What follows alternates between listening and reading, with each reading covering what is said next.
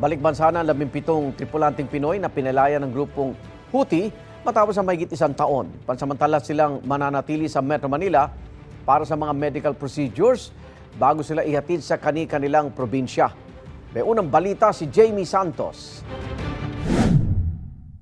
Matapos ang mahigit isang taon, nakabalik na sa bansa ang 17 seafarers na dinukot sa Yemen noong November 2023. Sinalubong sila kagabi sa NAIA Terminal 1 ng mga opisyal ng gobyerno. When the ceasefire happened in Gaza, immediately they talked to the Houthis, sent the plane to collect our seafarers and bring them to Muscat. And from Muscat, ang nag-take over yung ating embassy. They had, of course, their medical checkup and the review of their documents, and immediately we booked them for this flight. So now we are happy that they are here. This is a very important topic for our president.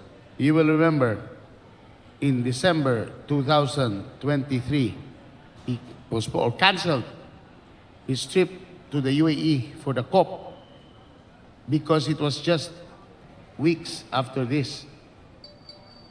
And he gave orders to Secretary Kakdag, to us, work on it. We did. Sa larawan mula sa Department of Migrant Workers o DMW, mahigpit na yakap at halik ang salubong sa mga pinalaya ng tripulanteng Pinoy ng kanilang mga pamilya.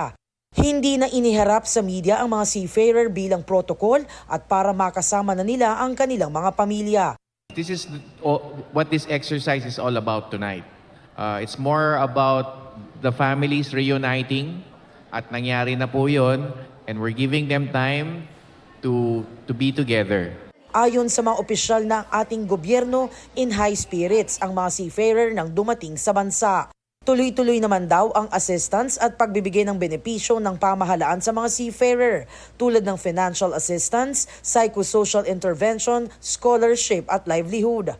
We provided the necessary financial and medical and even spiritual guidance along the way. But the assistance won't end here, no? We also provided we will continue to provide the necessary assistance through our Action Fund, our humanitarian assistance, as the days unfold. Some of them are symptomatic for some infections, not serious, but a lot of things can happen in 428 days. We don't even know if they had access to medical services while they were in captivity. So that's one, medical. Wala ho namang visibly in pain or anything. Tiniyak din ng DOTR na mare-renew ang kanilang mga seaman's book. Sisiguraduhin po namin na ito ay marirenew dahil kailangan siguro after makabalik sila, makasama nila yung kanilang pamilya at after having a good rest or vacation, ay pwede na silang bumalik ulit sa trabaho.